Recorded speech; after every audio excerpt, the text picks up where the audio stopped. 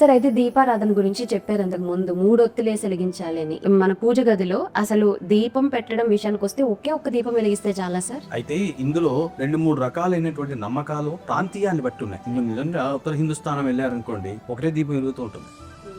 కానీ మన దక్షిణం వైపు మాత్రం ఆచారం ఉంది. ఏంటి ఆచారం అంటే 3 ఒత్తులు వేసి పెనవేసి 3 తయారు చేసుకొని 3 జ్యోతులుగా వచ్చేట్టుగా తూర్పు ముఖం వైపుకు తిప్పి దేవుడి వైపు తిప్పి దీపం వెలిగించాలి. ఈ మూడిట్లో కూడా ఒకటి బ్రహ్మస్వరూపము, విష్ణు స్వరూపము, మూడోది శివస్వరూపంగా భావన చేస్తూ దానికి బొట్టు పెట్టాలి. లేకపోతే అది అమంగళ దీపం అవుతుంది. అమంగళ దీపం అనేటటువంటిది ఇంట్లో ఏదైనా దుర్ఘటన జరిగినప్పుడు లేకపోతే ఎవరైనా పోయినప్పుడు చేసేటటువంటిది. 2 పూలు అక్కడ పెట్టి చక్కగా బొట్టు పెడితే అది మంగళ దీపం అని పేరు. దానికి అట్లా పెట్టినప్పుడు అది శుభ సూచకం అన్నమాట. అంటే దేవత ఆ దీపాన్ని ఆశ్రయించి ఉన్నది అని చెప్తారు. కాబట్టి తప్పనిసరిగా ఈ 3 ఒత్తులు 3 జ్యోతులు వచ్చేట్టుగా మనం దైవ మందిరంలో పెట్టుకోవడం అనేటటువంటి మొదటి నుంచి ఉన్నటువంటి నమ్మకం.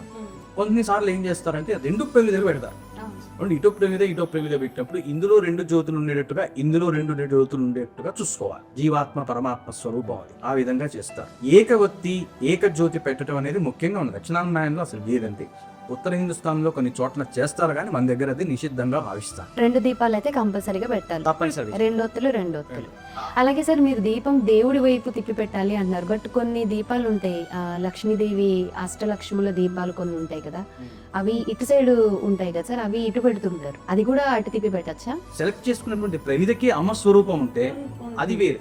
అదే అడుగుతున్నాను సార్. మన ఫోటోలన్నీ అటువైపు ఉన్నప్పుడు మాత్రం అటువైపు తిప్పి పెడతాం. ఇప్పుడు అది అమ్మవారి స్వరూపం ఉన్న దీపాలు కూడా కొన్ని ఉంటాయి, అవి ఇటు పెట్టచ్చా సార్? ఎందుకంటే అటువైపు అమ్మ ప్రమిద ప్రతిమ ఉంది కాబట్టి ఇటు పెట్టడంలో తప్పులేదు.